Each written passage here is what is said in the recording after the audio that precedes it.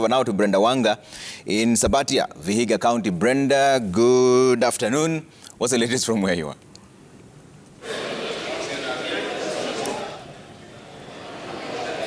Brenda? Yeah, indeed, Trevor and Vicky, we're here at Moi Girls Police School in Vihiga County, Sabatia constituency, where the process of tallying the votes for the member of National Assembly, the member of County Assembly, the presidential election vote results, the governor's seat, women rep and the senator's seat are currently underway. As it stands right now, the returning officer has already declared the next member of parliament for this area, who did clinch the seat with 23,835 votes under the UDA party. Mr. Clemens Sloyer beating Ayodi Lusigi of ANC, who had 10,539 votes. The presidential election results also has been announced here. It will be declared in Nairobi later on in the course of this week, perhaps. But the results coming from this area indicating that Kenya Kwanza's Ruto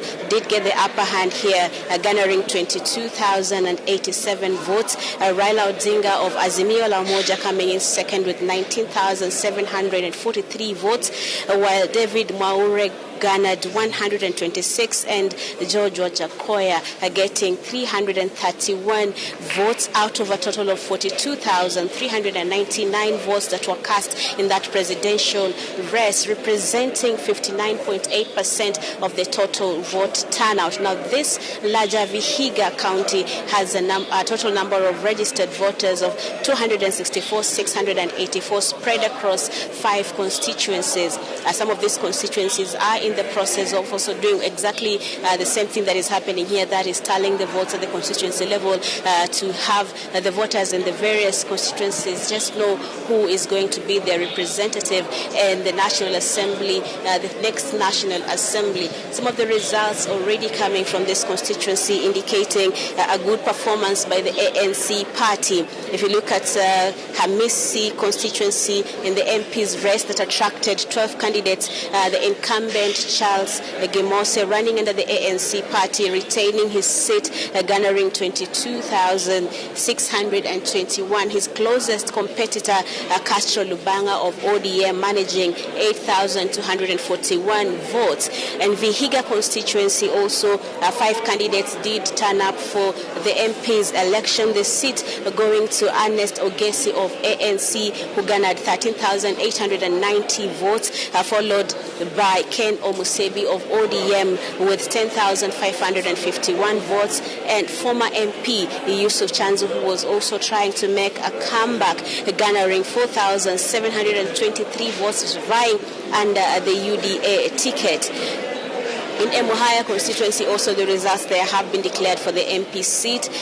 Omboko Milemba, the incumbent, retaining his seat, garnering 27,717 votes under the ANC banner, and the closest competitor in that seat being Asienga Ebole of ODM, who garnered 3,185 votes. At this particular constituency tallying center, we are still waiting to get the results for the rest of the governor, the senator, and the women representative.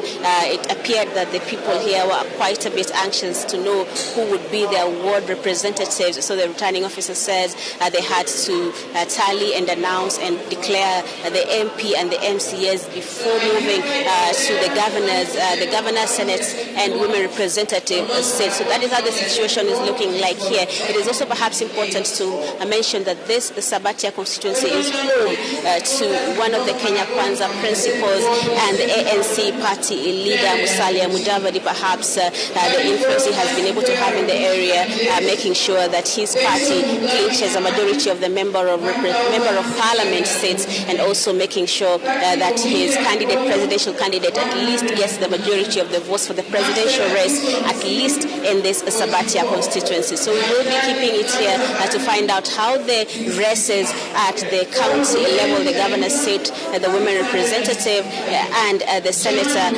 will pan out. Whether ANC will continue to carry the day here or whether there will be a difference, but that is a matter of wait and see until the returning officer here makes those declarations. Back to you, Trevor, in studio.